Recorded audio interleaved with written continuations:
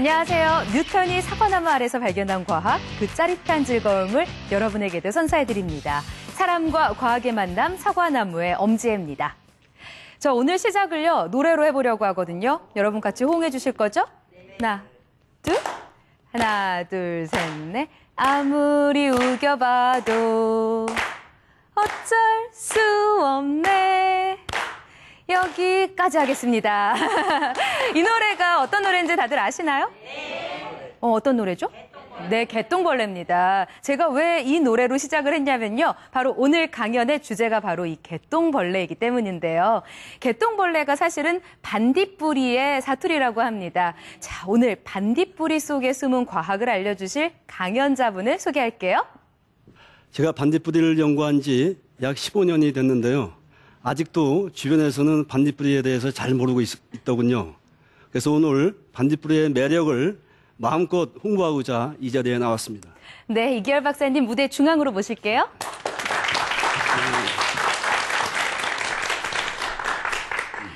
사실 개똥벌레, 이제 반딧불이 이 노래도 있을 만큼 많이들 들어는 봤는데요. 실제로 보신 분 많지 않으시죠? 보신 적 있으신가요? 보신 분이 있으시네요. 저는 사실 이 반딧불이를 이렇게 제 생활 주변에선 잘 못 봤었는데요. 아직도 많이 서식을 하고 있습니까? 어떤가요? 예, 많이 없어졌죠. 그 원인은 우리 인간들이 그 반딧불이가 살고 있는 그 서식지를 파괴했기 때문에 없어지고 있습니다. 오늘 반딧불이를 설명해 주시면서 자연환경 보호까지를 이야기해 주시지 않을까 싶은데요. 오늘의 강연 박수로 청해 볼게요.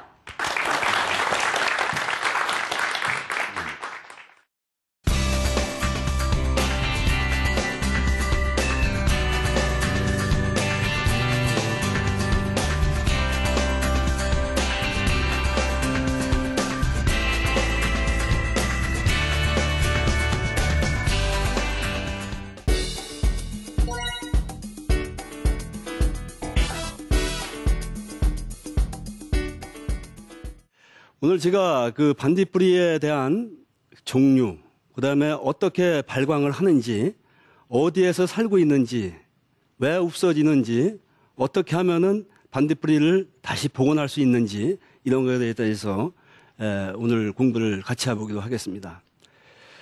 반딧불이는 생명과 친환경, 그다음에 생태를 결합한 의미를 가지고 있습니다.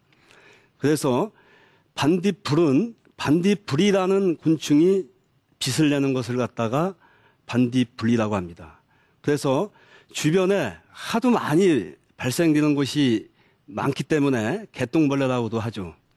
그래서 개똥벌레는 지금부터 40년 전부터 우리 인간이 도시화, 산업화, 그리고 농약과 지초제를 많이 뿌렸기 때문에 그 서식지에서 사라지고 있는 것입니다.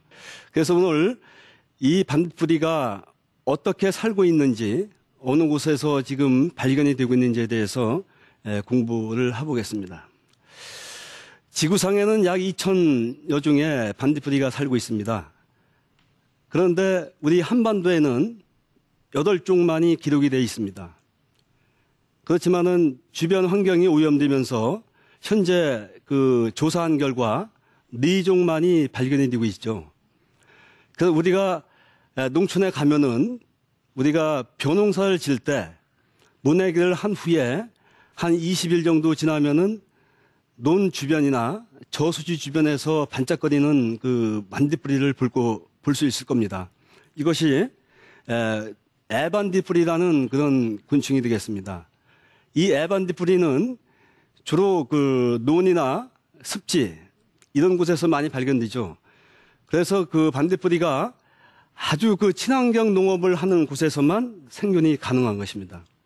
그래서 애반딧불이는 발생 시기가 6월 상순부터 7월 상순까지 이렇게 그 발생이 돼가지고 발광을 하는데 주로 그 크기는 약 1cm 정도다가 그 작습니다. 그 다음에 그 5월 하순부터 7월 중순까지 나오는 것들 그 종은 그 운문산 반딧불이와 파파리 반딧불이가 있습니다. 이것들은 주로 산속의 계곡에서 아주 그냥 발광을 반짝거리는 그 모습이 사이키 조명같이 상당히 반짝거리는 것을 볼 수가 있습니다. 그 다음에는 우리가 그 방학 때 많이 봤던 반딧불이가 있는데 이것은 그 늪반딧불이라고 해가지고서 그 주로 그 산속에서 많이 발생이 되고 있습니다. 방학 때 우리가 그 농촌에서 모기가 많이 발생되기 때문에 모기불을 갖다가 피워놓습니다. 그 불빛을 쫓아서 날아오는 것들이 늪반딧불이 수컷이 되겠습니다. 늪반딧불이는 암컷은 날개가 없습니다. 날개가 없기 때문에 그 숲속이나 아니면 풀 밑에서 발광을 하고 있습니다. 반딧불이에 대한 그 발광 패턴에 의해서 보면은 애반딧불이는 발광 휘수가 1분에 60에서 120회 정도 반짝반짝거립니다. 그렇지만은 파파리 반디는 60회 정도 1초에 한 번 정도 이렇게 반짝거리게 됩니다. 그래서 대부분이 발광하는 그 패턴이 암컷은 숨어서 반짝거리고 수컷은 비상을 하면서 날아다니면서 발광을 하죠. 발광하는 개체가 많이 있으면은 수컷이 많이 있다. 그래서 수컷이 많이 있음으로 해서 땅 위에 있는 곤충이나 아니면은 물속에 있는 그 에반디 뿌리 같은 경우도 성충이 돼가지고서 그것과 그 교신을 하면서 성충이 되면은 같이 그 교미를 해가지고서 그 만나게 되는 거죠. 그래서 반딧불이의 불빛은 그 암컷과 수컷이 만나는 하나의 교통수단으로 볼 수 있습니다. 반딧불이는 대부분이 발생되는 지역에서 같이 살고 있습니다. 그래서 한 마리가 반짝거리기 시작하면은 동조 현상이 나타나서 같이 반짝거리는 모습을 볼 수 있습니다. 발광 물질인 누시페린이 누시페라자라는 효소에 의해서 용존산소와 결합이 되게 되면은 옥시루시페린이 됩니다. 이것이 발광을 하는 그런 원리가 되겠습니다. 그래서 발광하는 그 모양이 수컷은 꽁무니 2마디에서 발광을 하고 암컷은 1마디에서 발광을 하는 것이 특징이 되겠습니다. 그렇게 짝을 맺은 암컷과 수컷은 알을 낳고서 죽습니다. 주로 빛을 내는 시간은 애반딧불이는 저녁 8시 반이 돼야만이 발광을 시작하는데 주로 8시 반에서부터 시작을 해서 9시 반에 가장 많은 개체가 보이고 발광을 많이 볼 수가 있습니다. 그렇지만은 늪반딧불이 같은 경우는 7시에부터 발광이 시작해서 가장 많이 발광이 되는 시간은 8시입니다. 그 다음에 9시가 넘으면은 발광을 멈추고 잠을 자게 됩니다. 우리가 형설지공에서 그 반딧불이 불빛을 가지고서 공부를 했다고 하죠. 그래서 열심히 공부하면은 성공한다는 의미로다가 형설지공이라는 고사성어가 있는데 이 반딧불이를 그라스에다가 한 50마리 정도를 갖다가 놓고서 발광을 시켰더니 그 책을 볼 수 있는 정도의 밝기가 나오는 것을 관찰할 수 있었습니다. 반딧불이는 그 알을 낳고서 그 성충이 되기까지 4번 탈피를 합니다. 안전 변태를 하는 곤충이죠. 그래서 알에서 유충에서 번데기로 그 다음에는 성충이 되는 그런 과정을 겪는데 알 기간은 약 15일 내지 20일. 애벌레 상태로다가는 250일에서 270일 정도 걸리는데 이 애벌레 상태로다가 겨울잠을 자는 거죠. 그래서 번데기가 되는 시기는 그 이듬해에 물속에서 살던 것이 번데기 방을 만들기 위해서 땅 위로 올라갑니다. 그렇게 올라가게 되면은 번데기 방을 만들고서 그 속에서 번데기가 됩니다. 그렇게 한 다음에 그 성충이 돼서 애벌레가 성충이 되기까지 약 1년이 소요가 되는 것입니다. 그래서 성충은 약 10일 내지 20일 정도 이렇게 살다가 산란을 한 뒤에는 사망을 합니다. 우리가 그 애반딧불이의 생활 환경을 보면은 주로 이제 아까도 얘기했지만은 그 물속에서 살기 때문에 물 주변에 항상 서식지가 있습니다. 그게 성충이 된 다음에 에반디뿌리는 교미를 한 후에 물가 바로 위에 있는 이끼라든가 수초, 그다음에 풀잎에다가 알을 낳은 다음에 죽는데 그때가 대부분이 그 장마철입니다. 장마철이기 때문에 습도가 알맞게 유지가 되면서 부화가 됩니다. 부화된 애벌레는 물속으로 들어가서 4번 탈피를 한 다음에 번데기가 됩니다. 번데기가 되면은 거기에서 30일 정도 땅속에서 그 있다가 성충이 돼가지고서 다시 발광을 하면서 짝짓기들 하고 그 산란을 하게 되는 과정을 겪습니다.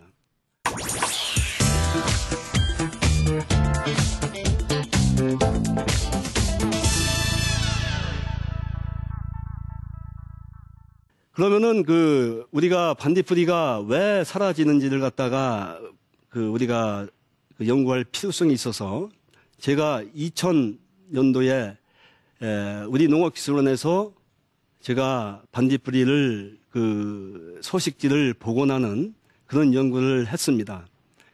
제가 그 환경 그 복원을 시킨 것은 2000년도에 시작을 했지만은 지금 여러 군데에서 지자체에서 그 친환경 농업을 하면서 많이 복원이 되고 있는 그런 모습이 되겠습니다. 현재 그 바이오톱을 조성하는 그 지역이 많아지면서 생태계의 안정화가 되면서 반딧불이가 지금 많이 그 발생되는 것을 볼 수 있는데 그 반딧불이가 살고 있는 지역은 아까도 얘기했지만은 논 주변에 살고 있죠. 그래서 그 생태계를 갖다가 보존하기 위해서는 곤충들이 살 수 있는 환경을 만들어줘야 됩니다. 그래서 그 주권을 만들어준 것이 서식지 복원을 한 원인이 되겠는데요. 그 서식지 내에는 주로 이제 환경을 보면은 마이너스 5도씨에서 25도 정도만 유지가 된다면은 반딧불이가 충분히 살 수가 있습니다. 그 다음에 가장 중요한 것은 토양 조건인데 토양 조건은 pH가 6에서 8 정도 그 이하가 되면은 생존하지 못하고 죽습니다. 그 다음에는 그 우리가 이제 그 용존 산소량이라고 해서 DO 그 수치가 6에서 10 정도가 돼야 되고 그 다음에 BOD나 COD 같은 그 생물학적 그 산소 요구량이 0.5에서 2 정도 되는 그 물 조건이 돼야만이 반딧불이가 살 수가 있습니다. 그래서 그 속에 그 서식처를 갖다가 환경을 조성해 주면은 자연스럽게 주변에서 그 곤충들에 날라와서 곤충의 애벌레가 서식을 하고 그 다음에 거기에는 고동과 달팽이라는 여러 가지 곤충들이 살고 있습니다. 그 속에서 반딧불이를 복원하기 위해서는 인위적으로다가 반딧불이를 길러서 애벌레 상태로다가 방사를 해야만이 그 이듬해에 볼 수가 있습니다. 가까운 이 서울 그 노을공원에도 제가 그 자문을 해서 지금 현재 반딧불이 생태관을 운영하고 있는데 그 생태관에 가보면은 그런 모양을 다 볼 수가 있습니다. 이 반딧불이가 사라지면은 우리 그 환경이 오염이 됐다고 볼 수가 있죠. 그래서 반딧불이는 환경오염 지표곤충으로 이렇게 불리우고 있습니다. 특히 그 학습 능력이 뛰어나기 때문에 학습 효과를 그 배양하기 위해서 학습을 할 때 그것이 그 가정에서 아파트나 주택에서 학교에서 그 어린 아이들이 자연 학습을 할 때 공부를 하면서 일기를 쓰는 겁니다. 일기를 쓰게 되면은 일기 속에서 이 반딧불이의 활동하는 모습과 산란하는 모습, 탈피하는 과정, 그 다음에 성충이 돼서 반짝거리는 것을 봤을 때에 1년 그 자연학습 그 장이 되는 것입니다.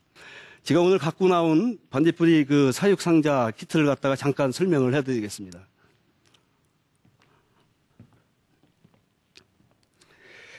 예, 반딧불이는 그 올라가는 그 물속에 사는 그 습성과 그 다음에 그 알을 그 번데기가 되기 위해서 그 올라가는 습성이 있습니다. 그것은 성충이 돼서 알을 낳기 위한 그런 장소가 필요한데요. 여기에 보면은 그 애벌레가 지금 현재 상당히 그 여러 마리가 그 다슬기를 갖다가 그 잡아먹고 있는 모습을 볼 수 있습니다. 이것이 그 노숙 유충이 되면은 어느 땐가는 다시 땅 위로 올라가게 됩니다. 그것은 그 번데기가 되기 위한 과정이 되겠죠. 그래서 이 속에 있는 애벌레가 이 올라가는 시기가 주로 그 자연적인 조건에서는 5월에서 6월 초가 되겠습니다. 그때는 그 땅 위로 올라가서 번데기가 되는데 이런 그 수초를 가지고 있는 지역에다가 알을 낳게 됩니다. 여기에는 습도와 온도가 잘 맞기 때문에 그 속에서 애벌레가 번데기가 돼가지고서 잘 살 수 있는 환경 조건이 되는 거죠. 그 다음에 한 달 정도 지난 다음에 다시 이 그 번데기 방에서 나온 그 성충이 발광을 하면서 그 짝짓기를 하게 되죠. 그래서 거기에서 나온 성충이 다시 알을 낳게 되면은 그 부화된 애벌레가 다시 물속으로다가 그 떨어져서 생활을 하게 됩니다. 그러니까 이런 것을 갖다가 그 반딧불이의 그 습성, 물속에 살면서 올라가는 습성을 갖다가 이용해서 이렇게 사육키트를 하나 만들어서 그 가정용으로다가 이렇게 활용을 하게 되면은 훌륭한 자연학습장이 될 수가 있습니다. 그 반딧불이가 그 지구상에 여러 종이 있지만은 안타깝게도 우리 그 한반도에는 4종밖에 발견이 되지 않습니다. 그렇지만은 그 4종이 그나마 있어야만이 좋은 환경 속에서 우리 인간과 곤충이 같이 살 수 있는 그런 조건을 주기 때문에 이런 반딧불이가 살 수 있는 공간을 많이 만들 수 있는 그런 그 과정이 상당히 중요하다고 생각합니다. 그래서 우리 그 인간이 살면서 우리가 그 동심의 세계를 이렇게 가만히 보면은 그 옛날 방학 때 생각이 나죠. 수박밭에서 수박을 먹으면서 하늘을 보면 하늘 위에 항상 그 반딧불이가 반짝거리는 걸 볼 수 있었고, 그 다음에는 그 논바닥에 가면은, 논에 가면은 논 위에서도 이 반딧불이가 날아다니는 걸 볼 수 있었습니다. 안타깝게도 우리가 그 대한민국은 도시화가 엄청나게 진행되고 있습니다. 이렇게 진행되는 속도가 너무 빠르기 때문에 이 반딧불이가 없어지는 겁니다. 그 다음에 그 우리가 농사를 짓는데도 가장 중요한 것은 친환경 농법이로다가 해야 되는데, 그전에는 그 보릿고개를 견디기 위해서 식량을 갖다가 증산하는 정책을 썼습니다. 식량 증산 정책을 쓰다 보니까 벼농사에는 농약과 화학 비료를 많이 줬습니다. 그 다음에 논두렁에 풀 안 나게 하기 위해서 그 제초제를 갖다가 많이 뿌렸어요. 그렇게 하다 보니까는 이 벌레가 살 수 있는 공간이 없어지는 겁니다. 그렇게 해서 그런 환경이 됐기 때문에 그 주변에서 볼 수가 없게 되는 거고, 앞으로 그 벼농사 지역 같은 데는 애반딧불이를 살리기 위해서는 경지 정리를 한 지역을 갖다가 가능하면은 중간중간에 둔벙을 만들어서 둔벙 속에서 생물이 다양하게 생존할 수 있는 그런 공간을 만들어주는 것이 중요하다고 생각합니다. 이렇게 했을 때에 그 곤충이 지구상에 120만 종이 있습니다. 그 120만 종의 그 생물 산업을 갖다가 BT 산업을 생산할 수 있고 만들 수 있는 것들이 곤충입니다. 그 소재가 무지하게 많기 때문에 우리가 반딧불이에서 나오는 누시페린이라는 그런 발광 효소를 가지고서도 그 우리가 응용을 하게 되면은 가로수길을 발광이 되는 나무를 심는다든가, 그 다음에 집안에 있는 꽃에서 발광이 돼가지고 빛을 볼 수 있는 꽃을 만든다든가, 그 다음에 지금 현재 나와 있지만은 이 누에에도 발광 유전자를 집어넣어서 환하게 그 빛을 내는 누에를 만든 그 실적도 있습니다. 그래서 우리 그 주변에 이 사라져가는 반딧불이를 우리가 그 각 지자체에서 요즘에는 상당히 많은 관심을 갖고 그 NGO 단체라든가 지자체에서 친환경 농업을 홍보도 하고 그다음에 그 반딧불이를 지키는 운동을 활발하게 하고 있습니다.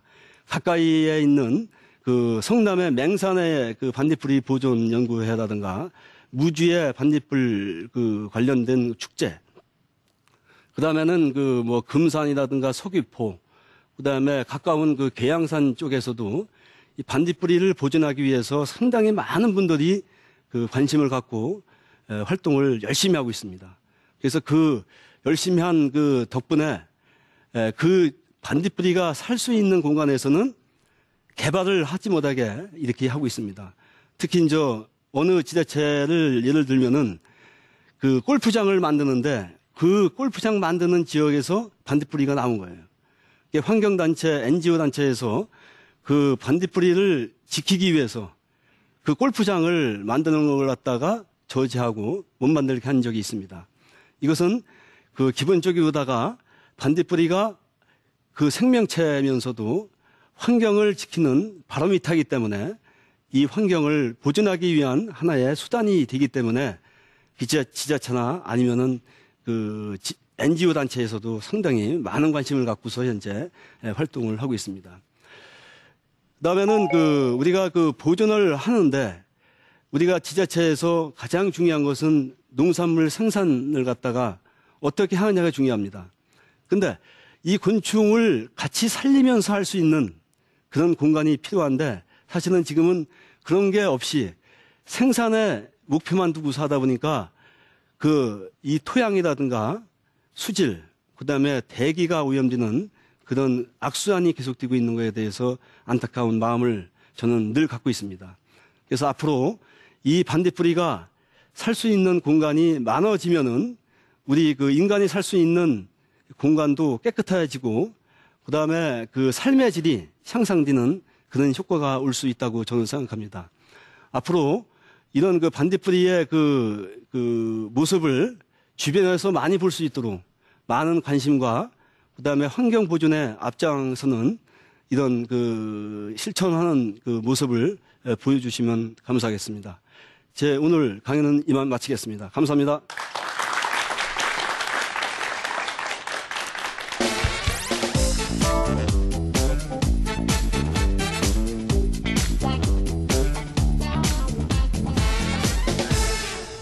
네, 강연 잘 들었습니다. 보다 보니까요, 이 수컷 반딧불이와 암컷 반딧불이가 서로 이제 불을 내는 칸수가 다르더라고요. 아무래도 교미를 위해서 불을 내는 게 아닌가, 빛을 내는 게 아닌가 싶었는데요. 혹시 이 빛을 통해서 자기들끼리 의사소통을 하기도 하나요? 네, 그렇습니다. 반딧불이 종류별로 좀 차이가 나지만은 네. 애반딧불이는 그 발광하는 패턴이 그 아까도 얘기했지만은 2초 간격이로다가 반짝반짝하는 게 그 횟수가 틀리고 암컷은 반짝거리는 것이 좀 늦습니다. 그래서 그 교신하는 수단으로다가 빛을 내는 방법에 의해 가지고서 암컷과 수컷이 만나는 그런 그 교신을 하는 그 모습을 볼 수 있습니다. 네, 뭐 다른 이야기를 하는 건 아니고요. 벌은 뭐 돌아다니면서 뭐 나는 모습으로 다른 의사를 좀 전달한다고 하잖아요. 그 정도까지는 아닌가요? 빛을 내는 것이요? 그 암컷과 수컷이 이제 그 만나기 위해서는 어떤 수단이 필요하겠죠. 그런데 그것은 다만 그냥 빛으로다가 그 수단을 보여주기 때문에 빛에 의한 하나는 교미를 하기 위한 수단이 되겠습니다. 네.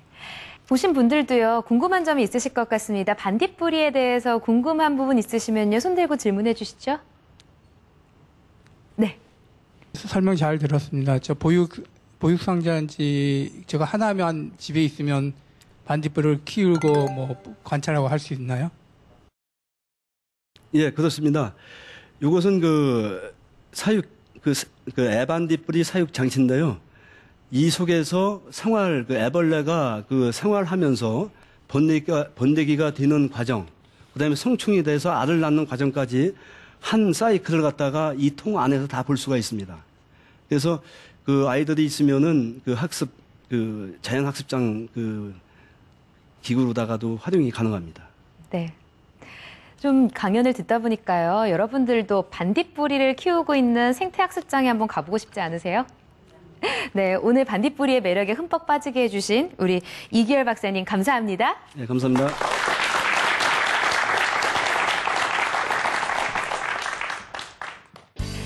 반딧불이가 흔히들 치유와 희망의 상징이라고 합니다. 반딧불이의 불색을 보니까요, 연녹색으로 은은하게 비추는 것이 확실히 좀 치유가 되는 기분이고 희망적인 느낌이 났는데요. 반딧불이 한번 좀 이번 여름에는 우리 생활 곳곳에서 찾아볼 수 있기를 기대해 봅니다. 사과나무 오늘 준비한 내용은 여기까지입니다. 다음 시간에 더 재미있는 과학 이야기로 여러분 찾아올게요. 고맙습니다.